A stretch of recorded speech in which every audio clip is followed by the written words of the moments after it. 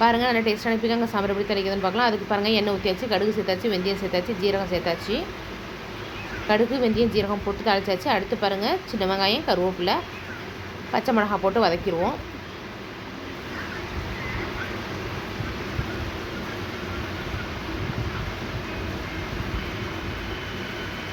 அடுத்து வெங்காயம் வதங்கினோடனே பாருங்கள் 2 தக்காளி பழம் அதையும் போட்டு வதக்கிடலாம். மீடியம் சைஸ் தக்காளி தான்.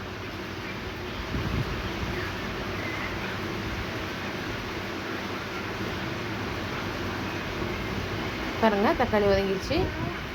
மஞ்சள் சேர்க்கலாம்.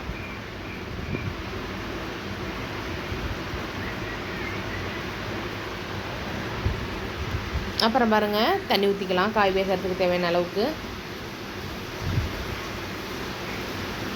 சாம்பார் பொடி சேர்த்துடலாம்.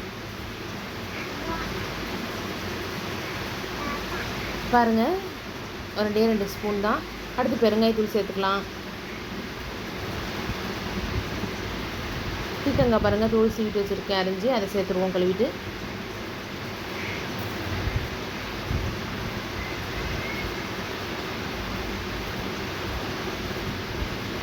உப்பு காய் வேகிறதுக்கு தேவையான அளவுக்கு சேர்த்துக்கலாம். அடுத்து பாருங்கள் பூண்டெல்லாம் உரித்து போட்டு இந்த பக்கம் துவரம் பருப்பு வந்து வேக வச்சாச்சு குக்கரில். இப்போ பாருங்கள் அடுத்து காய் வெந்தோடனே புளி தண்ணி சேர்த்துடலாம். பாருங்கள் புளி தண்ணி ஊற்றியாச்சு, கொதிச்சிருச்சு. நல்லா கொதிச்சு பச்சை வாசனை போகணும் புளி தண்ணி. அப்புறம் பாருங்கள் இந்த பக்கம் பருப்பு கடைஞ்ச பருப்பில் நம்ம காய் சேர்த்துருவோம்.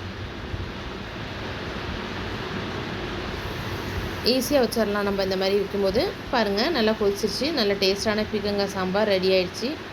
பிடிச்சதா லைக் பண்ணுங்கள், ஷேர் பண்ணுங்கள், கமெண்ட் பண்ணுங்கள், மறக்காமல் சப்ஸ்கிரைப் பண்ணுங்கள். தேங்க்ஸ் ஃபார் வாட்சிங். Bye bye friends.